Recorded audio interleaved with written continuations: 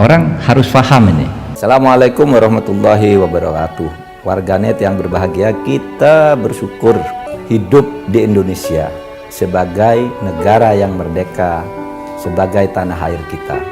Mari cintai tanah air kita ini agar kita bisa melaksanakan perintah Allah dengan sebaik-baiknya. Dengan tingkat kepuasan yang akan sampai 82,2%, banyak yang meyakini, analis politik satu suara mengatakan bahwa Jokowi adalah Kingmaker 2024. Negara Pancasila itu adalah negara yang meniru negara model Nabi, yaitu yang kita sebut Mitsaqon Ghalidho. Mitsaqon Ghalidho itu perjanjian suci atau perjanjian luhur yang dalam ilmu politik sering disebut modus vivendi. Kesepakatan jalan tengah di antara perbedaan-perbedaan. Peran umat Islam, terutama para ulamanya ketika Indonesia merdeka, sangat besar. Saya selalu mengatakan kalau umat Islam pada tahun 1945 itu tidak setuju dengan Indonesia berdasarkan negara Pancasila dan ingin hanya negara Islam, itu Indonesia tidak akan merdeka. Bayangkan saudara, umat Islam pada waktu itu 87%. Sekarang juga sejumlah itu. Kalau dia mau memaksakan, saya tidak mau Indonesia yang tidak berdasar Islam, bisa. Tetapi para ulama kita yang sekarang diwaris oleh bapak-bapak ulama yang sekarang ada di sini, pada waktu itu memilih negara kebangsaan yang terbuka sesuai dengan yang dibentuk dulu oleh Nabi. Sesuai dengan dulu yang dibentuk oleh Nabi ketika mendirikan negara Madinah. Dari Yasrib, sebuah kota yang tidak berperadaban, diubah namanya oleh Nabi menjadi Al-Madinah Al-Munawwarah. Al-Madinah itu artinya negeri yang beradab, negeri yang bertamadun. Apa? Terbuka terhadap perbedaan. Nabi Muhammad tidak mendiskriminasi. Yang dikeluarkan pertama ketika itu apa? Piagam Madinah. Piagam Madinah itu berisi deklarasi perlindungan terhadap semua manusia yang hidup menjadi warga negara Madinah, apapun agamanya, apapun sukunya. Sehingga piagam Madinah itu menyebutkan Bani ini dilindungi harta dan jiwanya dengan membayar pajak yang sama dengan orang yang beragama Islam dari Bani ini. Disebut semua bani-bani atau suku-suku yang ada di Madinah ketika itu, yang berbeda agama, berbeda suku, dikatakan diberi perlindungan yang sama. Orang-orang ketika itu pada takut, wah, Nabi Muhammad ini mendirikan negara yang diskriminatif, ini negara Islam katanya. Sampai para ibu-ibu itu bergunjing, gimana ini caranya? Nabi Muhammad mendirikan negara yang berbahaya nih kita didiskriminasi. Mendengar itu Nabi mengutus istrinya, Siti Aisyah bilang tuh sama ibu-ibu, karena kamu ibu-ibu, saya juga yang menggunjingkan, saya juga ibu, bilang bahwa saya diutus ke muka bumi ini bukan untuk mengislamkan orang Nasrani. Saya diutus ke muka bumi ini bukan untuk mengislamkan orang Yahudi maupun orang Majusi. Tapi apa? Innama bu'itsu lid-dini al-hanifiyah as-samhah. Saya diutus ke sini nih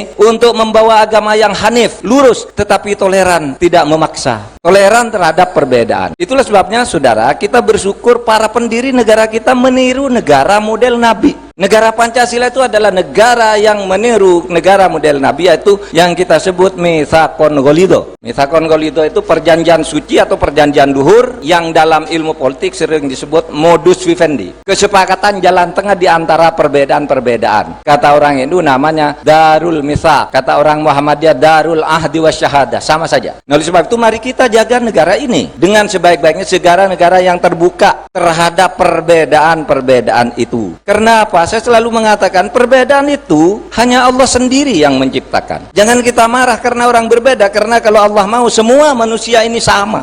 Walau sya'allahu la ja'ala kullukum man fil ardi jami'a. Kalau Allah mau semua di bumi ini iman semua kepadaku. Jadi aku yang buat perbedaan itu. Itu surat Yunus ayat 99. Walau sya'allahu la ja'alakum ummatan wahidah. Kalau saya mau, maka saya jadikan kamu umat yang satu. Itu surat Al-Maidah ayat 48. Itu di Al-Qur'an. Jadi kita jangan marah-marah karena orang berbeda dengan kita. Kita harus hormati perbedaan itu. Dan kita kalau menjadikan Islam sebagai rahmatan lil alamin dengan penduduk yang begitu besar dan penuh toleran, negara Indonesia ini akan maju dan maju. Coba, saya punya catatan nih. Saya ini anak generasi baby boomers. bukan generasi milenial. Jadi generasi baby boomers itu adalah anak yang lahir sebelum tahun 60. Pak Panglima barangkali generasi berikutnya, generasi X, di antara tahun 60, ya, di antara tahun 60 sampai 80, Pak, itu Pak Panglima sama Pak Ganjar, kira-kira di situ. Saya baby boomers, Habib Lutfi baby boomers. Lalu sekarang generasi milenial. Nah, saya sebagai generasi milenial, ada generasi baby boomers, dan Bapak berdua yang generasi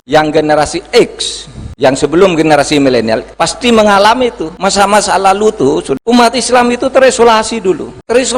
Kita kalau lihat tentara takut. Tentara itu gambaran kita, itu galak, main otot, kasar. Zaman saya kecil. Polisi juga. Pak Ganjar tuh waktu kecil takut sama polisi. Kalau nakal gitu panggilkan polisi, nangis, diem dia, nggak berani nangis lagi. Takut sama polisi. Tapi coba sekarang kita dengan polisi enak. Dan saudara lihat nih wajah sosial Islam yang saya lihat. Sekarang ini dengan Islam yang rahmatan lil alamin itu, orang Indonesia sudah bisa menjadi pejabat yang Islam-Islam semua. Saya bisa jadi menteri, Pak Ganjar itu bisa jadi gubernur, anggota DPR. Mungkin tahun depan dari presiden tahun 2024. Itu kan bisa. Kan sudah mulai masuk nominasi disebut-sebut. Bisa saja. Karena apa? Karena Islam rahmatan lil alamin. Anak Islam seperti Pak Ganjar ya bisa punya peluang seperti itu. Saudara, jangan merasa Islam itu tidak eksis sekarang. Sudah maju, mari kita dorong bersama Indonesia menjadi negara Pancasila yang maju. Sekarang ini, di markas-markas tentara dan markas polisi, banyak pengajian, saudara. Tahun 80-an tidak ada. Tidak ada tahun 80-an kok orang tentara kok pinter ngaji, itu tidak ada. Pak Panglima kita ini, sholatnya rajin. Karena saya bepergian sama beliau, waktunya sholat tuh mengingatkan, ini waktunya sholat. Waktu saya ke Papua kemarin, beliau langsung masuk sholat. Nggak ada tentara dulu yang begitu di depan orang mau sholat. Dulu di tahun 80-an, orang sholat tuh sembunyi-sembunyi. Sekarang di kampus-kampus katanya dilarang pakai jilbab. Sekarang para profesor tuh pakai jilbab semua. Yang muslim. Yang tidak muslim, ya tidak pakai jilbab tapi toleran. Diperlakukan baik. Itulah sebabnya, saudara sekalian, saya katakan, jangan terlalu manja. Orang Islam tuh merasa didiskriminasi. Orang Islam ini sudah proporsional di Indonesia. Jangan merusak kehidupan yang sudah proporsional ini dengan menawarkan ideologi lain. Seakan-akan umat Islam akan menjadi lebih baik kalau digantiin ideologi negara.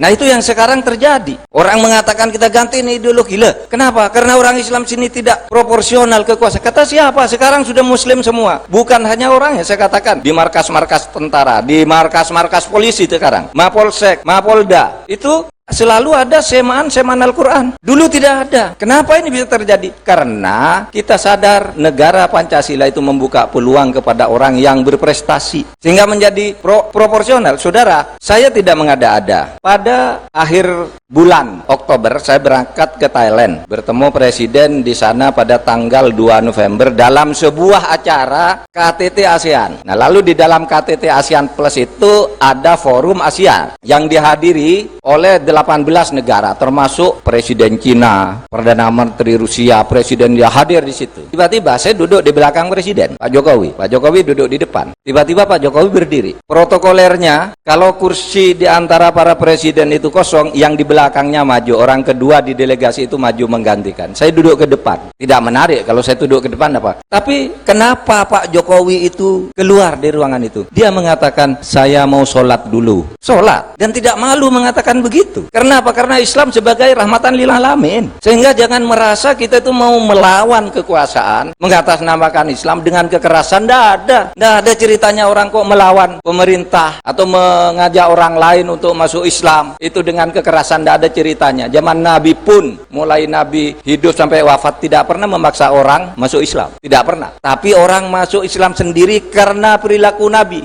Seperti disebutkan di dalam surat Al-Asr itu, wa ra'aitan nasa yadkhuluna fi dinillahi afwaja. Kamu lihat manusia berduyun-duyun masuk ke dalam Islam. Kenapa? Karena contoh Nabi yang sangat lembut ketika memperlakukan kawan maupun lawan. Tidak pernah dia berteriak Allahumma sholli ala Muhammad lalu ngejar-ngejar orang dengan pedang gitu. Tidak ada. Tidak ada. Allahu Akbar gitu lalu ngejar orang, menghajar orang. Tidak ada Nabi. Justru musuhnya itu oleh Nabi, orang yang selalu meludahi dia tiap hari. Ketika ternyata lupa meludahi, tidak sempat meludahi, Nabi tanya, kemana orang yang biasa meludahi saya itu? Sakit Nabi, di mana rumahnya? Di situ. Ditunjukkan ke rumah itu, lalu orang itu didatangi oleh Nabi. Kaget dikira Nabi mau marah. Tapi ternyata, kamu kok tidak meludahi saya? saya hari ini, kata Nabi. Lalu orang saya sakit, kamu membalas dendam silahkan balas, tapi Nabi tidak. Saya berdoa untukmu untuk sembuh. Musuh yang membenci Nabi pun diperlakukan baik. Masa kita mau memusuhi orang? Wong Allah sendiri yang menciptakan perbedaan itu. Nah itulah sebabnya kita membuat negara Pancasila ini. Sehingga saya katakan wajah sosial Islam sekarang ini udah bagus. Mari kita kembangkan Islam yang ramah.